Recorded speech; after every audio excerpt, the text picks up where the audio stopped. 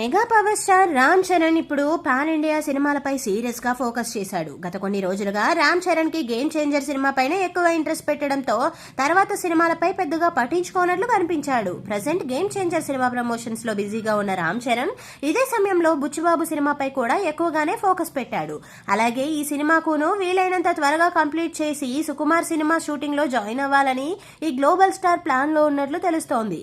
ఇక సుకుమార్ సినిమాకు సంబంధించి రామ్ చరణ్ పక్కా ప్లానింగ్ తో ముందుకు వెళ్తున్నట్లు తెలుస్తోంది. ఈ విషయంలో పాన్ ఇండియా స్టార్ ప్రభాస్ స్ట్రాటజీని ఫాలో అవుతున్నాడట ఈ గ్లోబల్ స్టార్. ఈ సినిమాలో చైనా విలన్ ను తీసుకునేందుకు వర్కౌట్ మొదలు పెట్టారట. అలాగే పాన్ ఇండియా లెవెల్లో ఈ సినిమాను గ్రాండ్ గా ప్లాన్ చేస్తున్నట్లు రామ్ చరణ్ పుష్ప రికార్డులను బద్దలు కొట్టే విధంగా అడుగులు వేస్తున్నారట. ఇక దర్శకుడు సుకుమార్ కూడా అదే రేంజ్ లో కథ రెడీ చేస్తున్నట్లు తెలుస్తోంది. పుష్ప 2 సినిమాతో అల్లు అర్జున్ రేంజ్ పెంచిన సుకుమార్ ఇప్పుడు మంచి ఫామ్ లో ఉన్నాడు. అలాగే రామ్ చరణ్ కోసం గేమ్ చేంజర్ మూవీ ప్రమోషన్స్ లో కూడా ఎక్కువగా పాల్గొంటున్నాడు.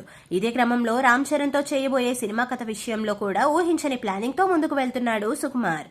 అయితే ఈ సినిమాలో ముందు కొరియన్ విలన్ ను తీసుకోవాలని భావించినా తర్వాత చైనా విలన్ ను తీసుకునే అవకాశం ఉందని తెలుస్తోంది. సూర్య 7th సెన్స్ సినిమాలో నటించిన విలన్ కోసం సుకుమారు ప్రయత్నాలు మొదలుపెట్టాడట.